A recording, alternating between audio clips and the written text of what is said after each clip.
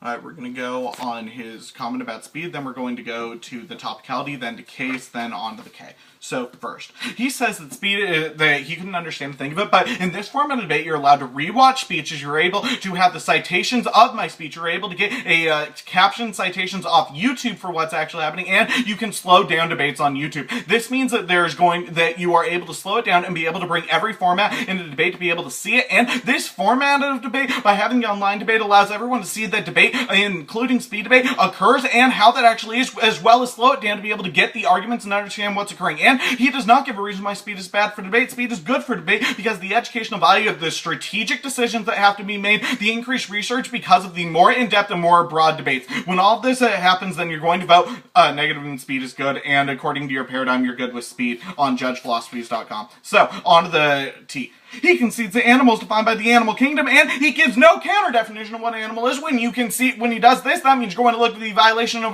the only definition of the round, and that he does not stop testing on all animals. He allows it to still occur on humans, and this is going to be bad. Specifically, our standard of bright line. We have to ask a yes or no question. What is animal? What is not? When he concedes the definition, you're going to look at it, but even furthermore, bright line is key, because we are allowed to section up one thing that is infinitely regressive until we get to the point when we say non-human animals, we are then going to end up bringing it down to everything but a guinea pig is not an animal, and that we can then only ban testing on guinea pigs. When you have this bright line, like when you allow infinitely regressive on this, it kills the strategic value, it kills the value of words, and kills the value of science, because we're allowed to just change the definitions whenever we want, whatever we feel like, on the case.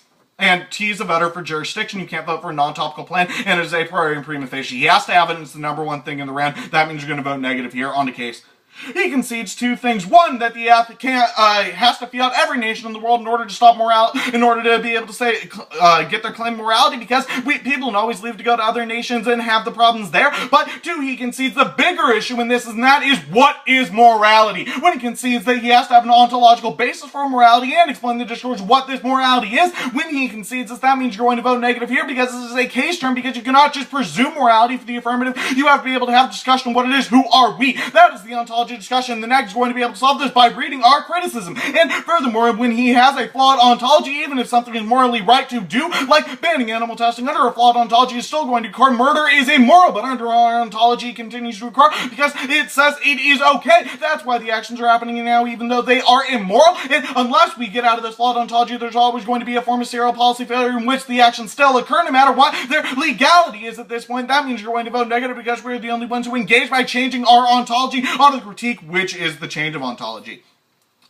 Thesis says the ontology is the root of morality, and it is who are we. It is the basis for all political decisions and the basis for decisions in general. According to Anthony Burke, we're in a nationalist ontology war, and that is caused by our horizon of certainty of linking political means to political ends. This specific technicalization of the political, as he calls it, is done by saying we can only have this one action, that we're only going to do it this way, and by guaranteeing us into this format that the affirmative is doing, this action, this must-act political mentality is guaranteed to cause serial policy failures, genocidal dynamics, and new nationalism, and that's going to be bad. And look now to the framework. The interpretation of the ballot should go to whichever team is the best ontological option. Ontology precedes discourse, policy, and action without, and it is the precursor to morality, because it decides what morality is. Understanding ontology is key to education, fairness, and ground, because it's what comes first and has discussion. Now onto the link story. The political action itself is the link, and to morality, when used justification for politics, is going to be bad, because it is the same blackmail that is used when facts run dry. This is what caused the Iraq War and caused thousands of death and needless policy, and this is going to be extended onto this policy. Know that. Now onto the impact level. Know value of life under their calculation, technicalization to the political, because it is their ability to decide what your value is. Do you have value or not? When they decide you have no value, that's 0 point of the Holocaust. They decide you can die. Extend our justification of war. He concedes and the alternative that we must reject the affirmatives, call morality and its flawed ontology in order to have a different ontology that rejects securitization. The negative is going to be able to solve the entirety of the case and the criticism. Vote neg.